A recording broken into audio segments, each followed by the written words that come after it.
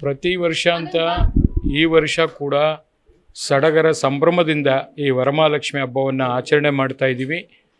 ಬ್ರಾಹ್ಮೀನ ಮುಹೂರ್ತದಲ್ಲಿ ಬೆಳಗ್ಗೆ 4ರಿಂದ 5 ಗಂಟೆಯಲ್ಲಿ ಆ ತಾಯಿ ಜಗನ್ಮಾತೆ ಮಹಾಲಕ್ಷ್ಮಿಗೆ ಈ ಪೂಜೆಯನ್ನು ಸಲ್ಲಿಸಿದ್ದೀವಿ. ಈ ಅಲಂಕಾರಗಳು 3-4 ದಿವಸದಿಂದನೇ ನಮ್ಮ ಕುಟುಂಬವರು ಸದಸ್ಯರು ಎಲ್ಲರೂ ಕೂಡ ಸೇರಿ ಇದನ್ನು ತಯಾರಿ ಮಾಡಿದ್ದಾರೆ.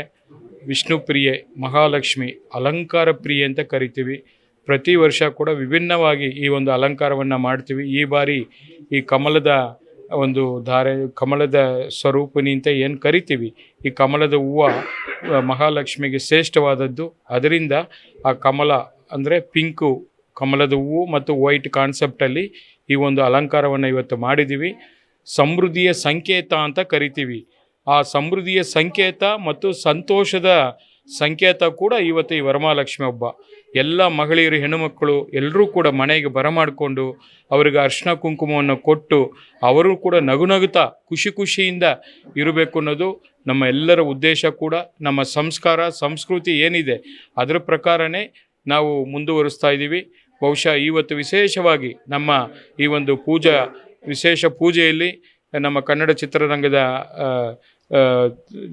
ತಾರೆ ಮತ್ತು ನಮ್ಮ ಎಲ್ಲರ ಆತ್ಮೀಯರಾದಂಥ ನಮ್ಮ ತಾರಾ ಅನುರಾಧಾರವರು ಮತ್ತು ಅಪೂರ್ವರವರು ಮತ್ತು ತರುಣ್ ಮತ್ತು ಸೋನಾಲ್ ಅವರ ಧರ್ಮ ಜೋಡಿ ಇಬ್ಬರು ಕೂಡ ಬಂದು ಇವತ್ತು ಈ ಪೂಜೆಯಲ್ಲಿ ಭಾಗಿಯಾಗಿದ್ದಾರೆ. ಬಹುಶಃ ನನಗೆ ಕೂಡ ಭಾಳ ಖುಷಿ ಇದೆ.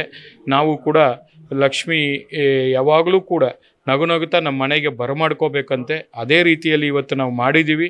ಬಹುಶಃ ಈ ರಾಜ್ಯದ ಎಲ್ಲ ಜನರಿಗೆ ಸುಖ, ಶಾಂತಿ, ನೆಮ್ಮದಿ, ಆರೋಗ್ಯವನ್ನು ಕೊಟ್ಟು ನಮ್ಮ ರೈತರು ಏನು ಸಂಕಷ್ಟದಲ್ಲಿದ್ದಾರೆ, ಮಳೆ ಬೆಳೆ ಎಲ್ಲ ಚೆನ್ನಾಗಾಗಲಿ ಅಂತೇಳಿ